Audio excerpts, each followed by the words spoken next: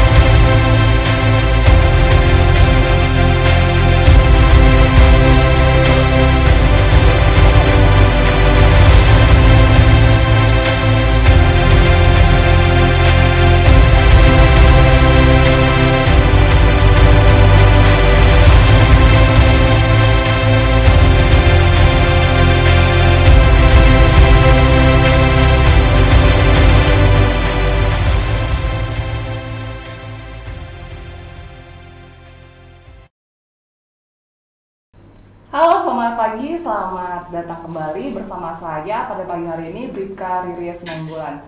Acara kami pada pagi hari ini sudah melalui prosedur kesehatan dan kami juga tetap menerapkan protokol kesehatan dengan menjaga jarak, menggunakan hand sanitizer atau cuci tangan, dan untuk mengantisipasi penyebaran COVID kami juga menggunakan face shield. Baik, kami juga mengajak Sobat Duaja yang baru saja bergabung untuk mengikuti kami di platform media sosial kami, baik di YouTube channel, Facebook, Instagram, maupun Twitter dengan nama akun Humas Polres Rohil. Di studio sudah ada bergabung dengan kita Bapak AKP Tri Widianto Fauzal SIK MSI, sebagai beliau saat ini menjabat sebagai Kasatlantas Polres Rokan Hilir. Dan topik yang akan kita angkat pada pagi hari ini adalah Bayangkara Penjaga Urat Nadi Kehidupan. Bagi Sobat Duaja yang ingin memberikan pertanyaan, kritik, saran maupun feedback, dapat meninggalkan komentar di live chat kami di YouTube channel Humas Polres Rokan Hilir. Baik, kita akan langsung saja berkenalan dan mengobrol dengan Bapak AKP Tri Widianto Fauzal SIK MSI. Selamat pagi Bapak, apa kabar? Selamat pagi, alhamdulillah baik, Mbak Riris. Bapak, ini kan topik kita pada pagi hari ini adalah Bayangkara Penjaga Urat Nadi Kehidupan. Sebelum kita memasuki topik ini, lebih baik dulu kita berkenalan dulu ya Pak ya. Ya. Baik, kita saksikan CV dari Kasatlantas Polres Rokan Hilir berikut. Nah, di sini disebutkan Bapak sebagai Kasatlantas ya Pak ya. Ya. Sebelumnya itu sebagai apa ya Pak? Kapolsek Tapung Hulu di Polres Kampar. Ini kayaknya kalau menurut riwayat pekerjaan Bapak kebanyakan di Satuan Lalu Lintas Pak ya? Ya, saya lebih banyak berdinas di bidang lalu lintas. Lalu lintas. Terus untuk pendidikannya, jenjang pendidikan ini Bapak akpol tahun 2012. Terus langsung kemudian lanjut 2013-nya langsung nggak ya Pak ya? 2013. Prestasi banget Pak ya. Tangan dong Pak. Alhamdulillah dapat program dari Kapolri. Gitu, Kebetulan Pak. angkatan kami pada saat lulus akpol langsung dilanjutkan dengan pendidikan PTIK. PTIK Pak ya. Jadi tidak ada jeda Pak langsung Tidak ada Pak jeda, ya. kami langsung dilanjutkan program PTIK-nya. Terus ini Bapak juga mengambil studi S2 Pak ya? Tahun 2019. Iya, untuk studi S2 saya ngambilnya di UNRI, di Fakultas apa tuh, Pak? FISIP. Oh, FISIP. Ilmu sosial dan ilmu politik. Oh, oke. Sepertinya Sobat Duaja kita sudah cukup mengenal tentang jenjang pendidikan dan karir beliau sebelum menjabat sebagai Kasatlantas Polres Rokan Hilir. Baik, kita akan memulai perbincangan kita pagi hari ini. Pertama kali saya mau menanyakan nih Pak, tentang tugas pokok satuan atau fungsi lalu lintas. Ini kan tugas pokoknya itu ada Purjawali, terus ada pendidikan masyarakat, rekayasa lalu lintas, terus apa lagi Pak? Registrasi dan identifikasi kendaraan bermotor. Nah, Yaitu kemudian kemudian kita ada penegakan hukum, baik itu di bidang pelanggaran lalu lintas maupun penanganan kecelakaan lalu lintas. Begitu Pak juga. Oh ya, itu penanganan laka lantas di situ ada penyidikannya juga Pak. Ada, kita juga ada penyidik di unit Di laka. unit laka. Jadi kan Pak, ini kita lagi masa pandemi nih Pak. Apakah ada aturan atau prosedur yang ditambah dalam pelaksanaan tugas dalam bidang fungsi lalu lintas tersebut Pak? Iya, yang pasti di masa pandemi ini kita sudah memulai new normal ya, atau kehidupan baru, yang mana yang pasti petugas wajib divaksin. Ya, saat ini anggota kami semua sudah melaksanakan vaksin sampai dosis kedua. Kemudian kita juga rutin melaksanakan cek kesehatan, baik itu antigen maupun swab. Pak ya. Ya, kemudian bagi anggota yang di lapangan juga selalu kita tekankan untuk menggunakan masker, kemudian menggunakan sarung tangan. Itu udah merupakan suatu kewajiban juga Ya, Pak bagi personel itu kita merupakan ya. suatu SOP di Satlantas Polres Rohil agar ya anggota kita juga terhindar dari penyebaran virus COVID-19. Iya Pak. Jadi kita juga turut berpartisipasi dalam menekan angka peningkatan COVID Pak ya. Iya. Terus Pak, ini kan tadi disebut saya kan bertanya tentang ini Pak, prosedur dalam masa pandemi ini. Iya. Saya dengar-dengar teman saya sih Pak bilang kalau dalam pengurusan SIM itu mesti ada membawa surat vaksin. Itu benar nggak sih Pak? Atau cuman isu-isu aja? Ya, yang pasti itu tidak benar, Oh, ya, karena benar. sampai saat ini belum ada petunjuk atau instruksi dari pusat, dalam hal ini Mabes Polri, yang mengharuskan pemohon SIM itu wajib vaksin. Oh, gitu Pak ya. Untuk saat ini belum ada, tapi kami sifatnya Iya, Pak. tetap menghimbau ya, menghimbau kepada pemohon SIM untuk melaksanakan vaksin. Iya, Ya. iya. Walaupun tidak ada aturan, tapi kita tetap harus mengajak masyarakat juga Pak ya untuk melakukan vaksin. Iya, betul. Selanjutnya Pak, tadi kan ada tugas pokok lalu lintas adalah sebagai penyidikan di bidang laka lantas. Lantas. Ini data yang saya dapat dari unit laka lantas Polres Rokan Hilir disebutkan bahwa dari Januari sampai dengan Agustus itu udah ada 70 kasus Pak. Iya. Terus yang meninggal dunia ada 65 orang, terus ada luka berat 24 orang, luka ringan 42 orang, dan kerugian material itu udah sampai 393.500.000 rupiah Pak. Iya. Ini kayaknya angkanya itu cukup tinggi Pak ya. Iya. Nah, ini Pak, apa sih faktor-faktor atau kebanyakan disebabkan oleh apa sih Pak kecelakaan lalu lintas di wilayah, khususnya nih di wilayah Kabupaten Rokan Hilir? Ya, baik, untuk laka lantas mungkin bisa sedikit saya jelaskan ya. Perlu diketahui bersama, untuk tingkat laka lantas di Kabupaten Rokan Hilir ini kita peringkat 6 ya, peringkat 6 terbanyak dari seluruh kabupaten di Riau. Sepolda Riau berarti Sepolda Pak?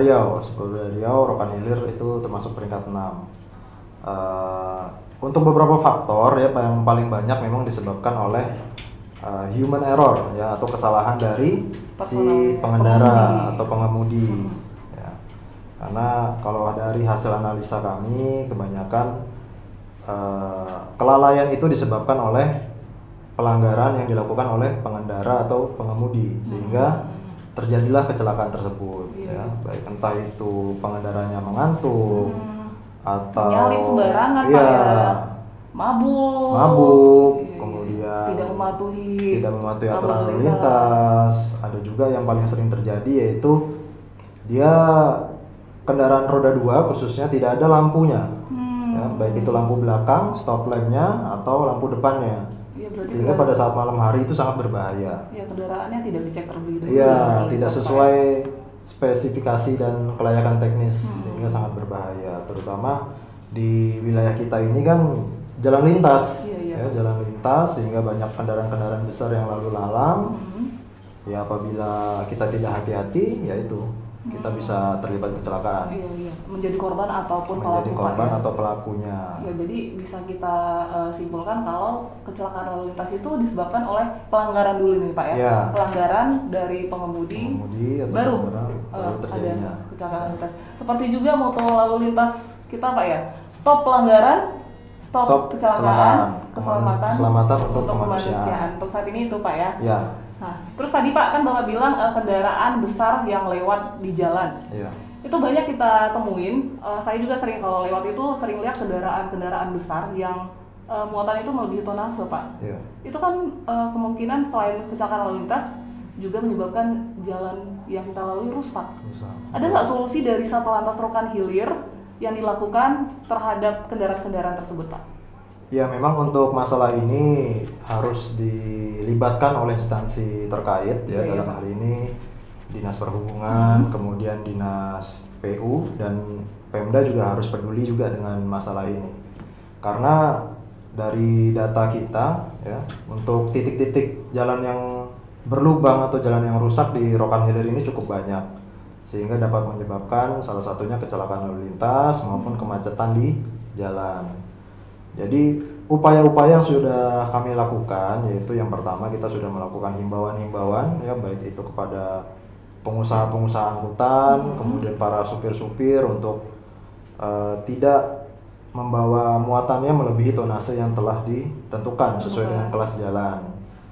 Kemudian kita juga sudah melakukan penindakan-penindakan seperti melakukan penilangan, kemudian kita juga sudah berkoordinasi dengan Dinas Perhubungan untuk melakukan operasi gabungan ya, terkait odol ya, istilahnya odol, overdimensi dan overloading. Overdimensi dan Jadi overdimensi itu kendaraan yang dimensi kendaraannya atau bak, kalau di truk itu bak bak yang di belakang itu melebihi dari kapasitas yang telah ditentukan. Kemudian overloading yaitu muatan yang berlebih, tonase yang berlebih. Jadi itu ada beberapa upaya yang sudah kami lakukan dan kami juga berharap para pengusaha angkutan ini dapat paham ya, karena untuk biaya perbaikan atau perawatan jalan ini sangat tinggi. Sangat tinggi sehingga pemerintah bisa dibilang kewalahan untuk mengalokasikan dana untuk perbaikan jalan. Iya, Pak. Ya.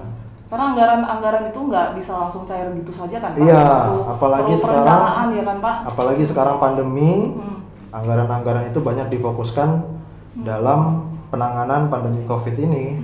Gitu, Pak. Ya. Jadi ini sebenarnya harus ada kesadaran dari pengusaha kendaraan di jalan. Iya, ya. pengusaha-pengusaha yang mereka harus sadar dulu nih kalau mau berkontribusi atau kalau mau untuk jalan yang mulus-mulus saja, sadar dong kendaraannya itu jangan dikasih muatan yang berlebihan, Pak ya. Ya, betul. Karena pasti nanti akan merugikan mereka juga. Ya, jalan yang rusak yang harus mereka lalui itu ya pasti akan terkendala juga di kendaraan mereka. Kendaraan mereka juga, waktu mereka juga tersita di situ kan, Pak. Terus ini Pak, soal kecelakaan lalu lintas. Paradigma di masyarakat mengatakan bahwa kendaraan besar merupakan pelaku, atau itu bisa aja sih, oh itu misalnya ada kecelakaan nih Pak, mereka langsung kecelakaan antara kendaraan besar dengan pengguna jalan nih, oh ya sepeda motor pengguna jalan, mereka langsung menyimpulkan bahwa yang salah itu yang besar. Ya, apakah benar begitu Pak? Terkait paradigma seperti itu tentu tidak benar ya. Ya, kita harus lihat dulu bagaimana kejadian kecelakaan itu terjadi. Makanya pada saat kejadian itu tim dari unit laka ya, penyidik laka turun ke TKP, mereka melakukan olah TKP, pemeriksaan saksi-saksi. Kemudian kita melakukan gelar perkara untuk menentukan siapa tersangkanya atau siapa yang menyebabkan kelalaian sehingga terjadinya kecelakaan. Belum tentu kendaraan yang besar menjadi pelaku dalam kasus-kasus kecelakaan. Bisa saja seperti contoh ada mobil truk yang sedang melintas, kemudian dari arah berlawanan ada sepeda motor yang ingin menyalip, memotong kendaraan yang ada di depannya.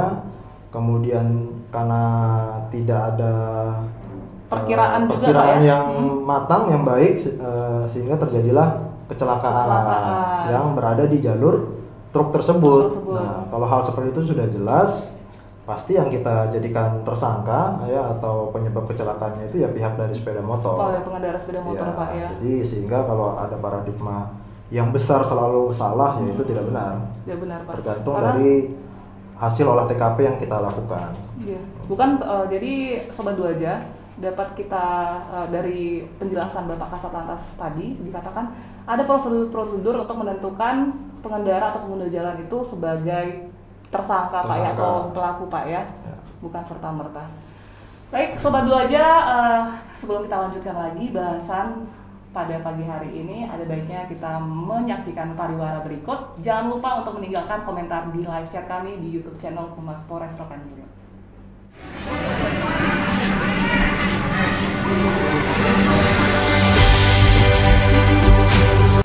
Assalamualaikum warahmatullahi wabarakatuh.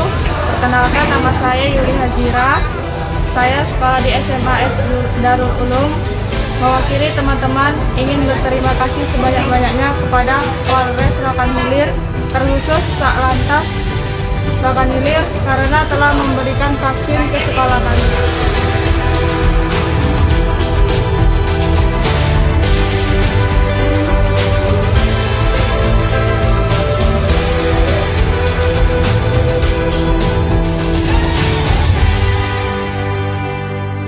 Ayo vaksin, Kak Lantas.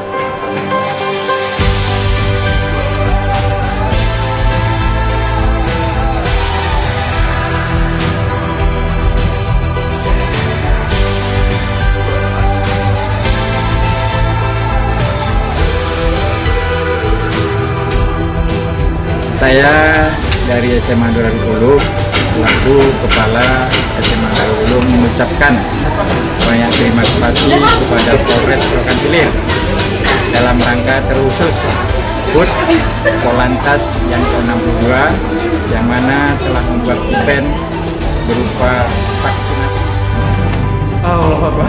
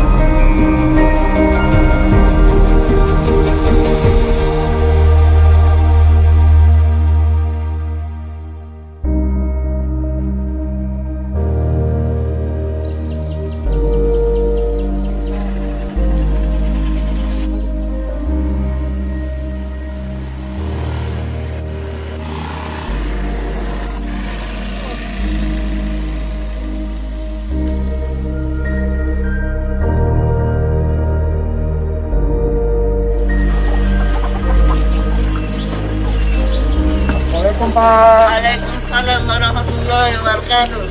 Ini Pak, Alhamdulillah udah tahu lantas. Ya, Kami memberi bantuan Iya. ya bermanfaat bagi Bapak. iya ya. Terima ya Pak. Terima kasih Pak Polisi pemberian ini.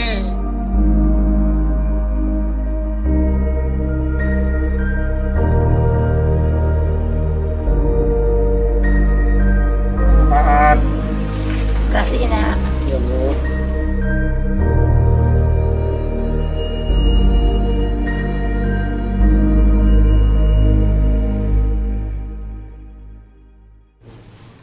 Halo Sobat Baja, kembali lagi bersama kami di studio podcast 2 Jam. Nah Pak, sebelum kita membacakan komentar di live chat kita, ini tadi saya ada lihat di pariwara kita kegiatan lalu lintas, kayaknya banyak banget nih Pak. Ada juga tadi tentang polisi yang nyeberangi sungai satu, terus ada vaksin Goes to School ya Pak ya.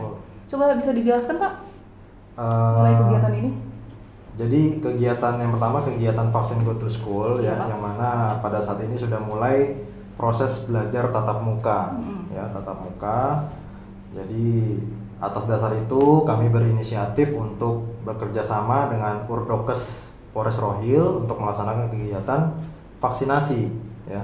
Karena saat ini masyarakat sudah mulai antusias untuk melaksanakan vaksin dan kami memfasilitasi para pelajar ya, jadi mereka tidak perlu ke fasilitas kesehatan, ke puskesmas atau ke gerai-gerai vaksin yang sudah disediakan.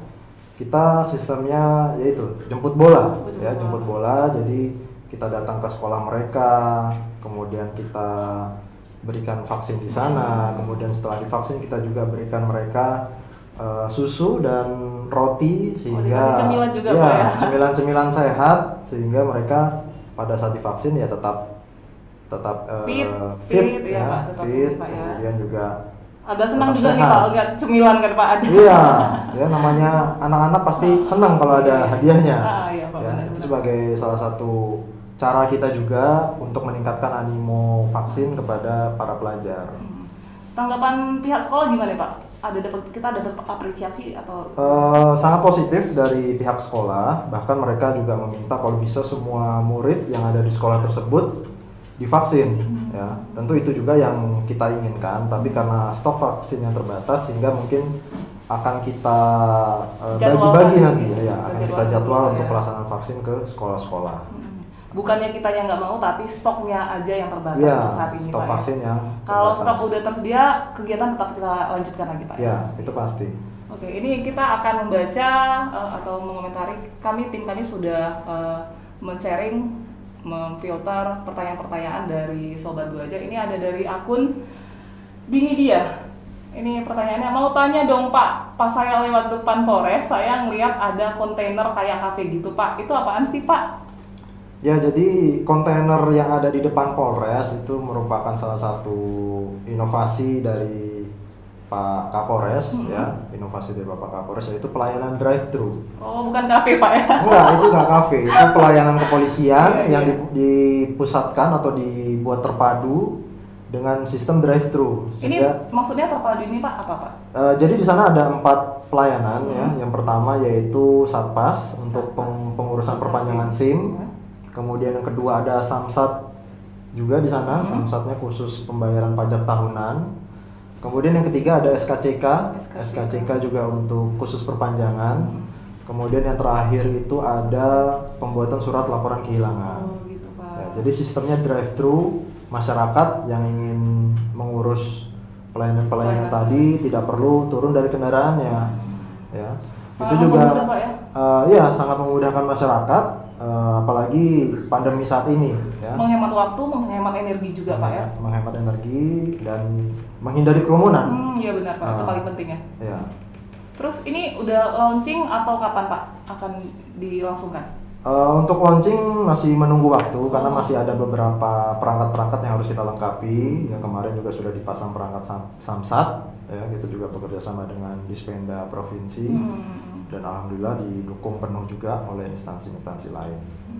Jadi masyarakat Rokan Hilir dalam waktu dekat ini kami Polres Rokan Hilir akan mengadakan pelayanan drive-thru Pak ya. Drive-thru. SIM, SKCK, surat kehilangan dan juga Samsat. Ya.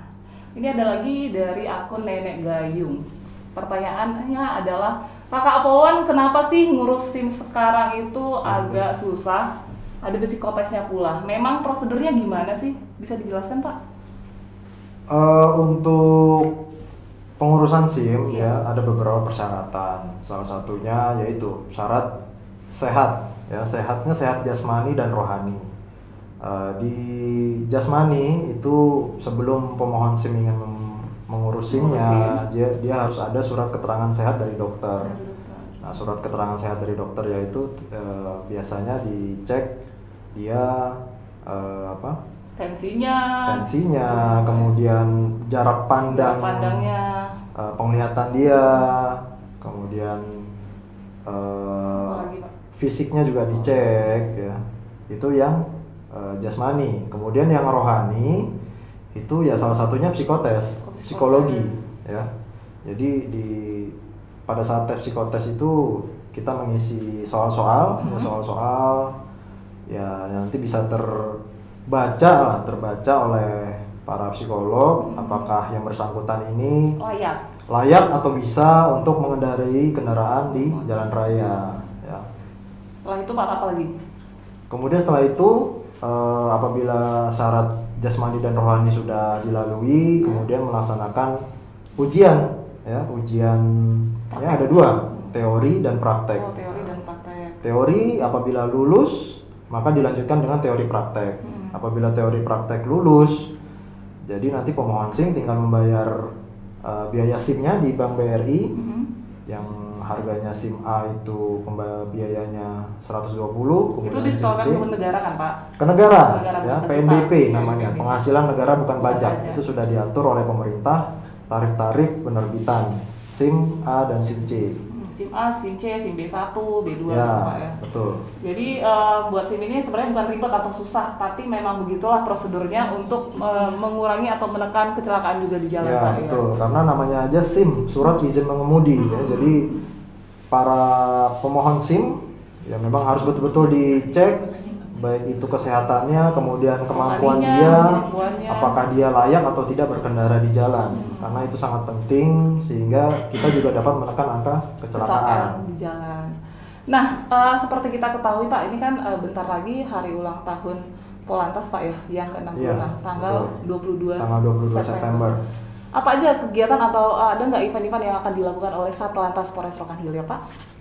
Dalam rangka Hari Lalu Lintas Bayangkara ke-66, saat ini kita sudah melakukan beberapa kegiatan. Yang pertama kita sudah melakukan kegiatan Anjang Sana ke para pensiunan Polri. Kemudian kita juga sudah melakukan kegiatan bakti sosial, pemberian sembako. Yang kayak tadi itu Pak ya, sampai ke pelosok ya. Mungkin di video tadi bisa kita lihat bahwa anggota lantas memberikan sembako ke pelosok-pelosok, sampai nyebrang sungai, ya.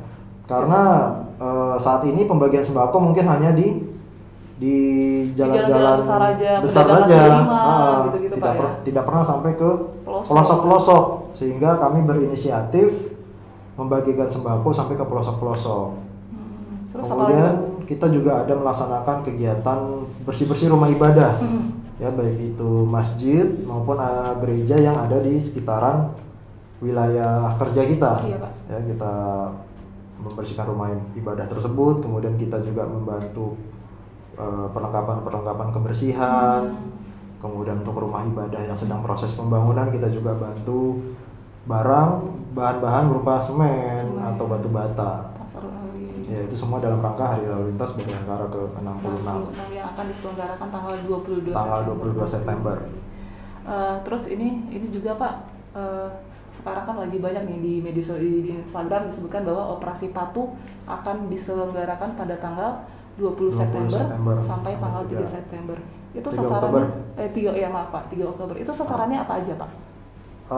Sasarannya untuk operasi patuh saat ini yaitu tetap penegakan protokol kesehatan, ya, karena masa pandemi kita diperintahkan oleh pimpinan sasaran operasinya yaitu penegakan protokol kesehatan. Kita meningkatkan lagi kegiatan bagi-bagi masker, kemudian himbauan-himbauan protokol kesehatan, kemudian kegiatan bakti sosial, yang intinya sifatnya kita menekan angka penyebaran virus COVID-19. Lebih concern ke situ Pak ya. Terus untuk Iya. bagi pengguna jalan yang nggak pakai helm, nggak pakai safety belt, menggunakan handphone, itu ada tindakan nggak yang dilakukan Pak? Untuk pelanggaran-pelanggaran lalu lintas yang dapat menyebabkan laka lantas, tetap kita lakukan penindakan, ya, penindakan berupa tilang. Kemudian untuk pelanggaran-pelanggaran yang sifatnya kecil, ya, tidak dapat maksudnya tidak angka kecelakaannya rendah, itu kita lakukan teguran, lakukan teguran. Tapi di sini juga kami berharap pada masyarakat untuk tetap mematuhi aturan lalu lintas, ya, agar tidak menjadi korban atau pelaku kecelakaan lalu lintas. Oh begitu Pak ya. Baik Sobat Dua aja, sepertinya bincang pagi kita dengan Kasat Lantas sudah cukup banyak, sudah sangat informatif sekali. Kami akan mengakhiri sesi pada pagi hari ini. Kami mengajak pada Sobat Duaja untuk tetap dan selalu mematuhi protokol kesehatan kapanpun dan dimanapun. Dan jangan lupa bagi Sobat Duaja yang belum vaksin, ayo vaksin. Vaksin itu aman dan halal juga. Baik Pak Tri Widianto Fauzal, terima kasih untuk waktunya pada pagi hari ini. Sama-sama. Mungkin demikian dulu sesi kita pada pagi hari ini. Kami dari podcast Duaja Polres Rokan Hilir mengucapkan selamat pagi. Salam Duaja, salam Salam presisi. presisi.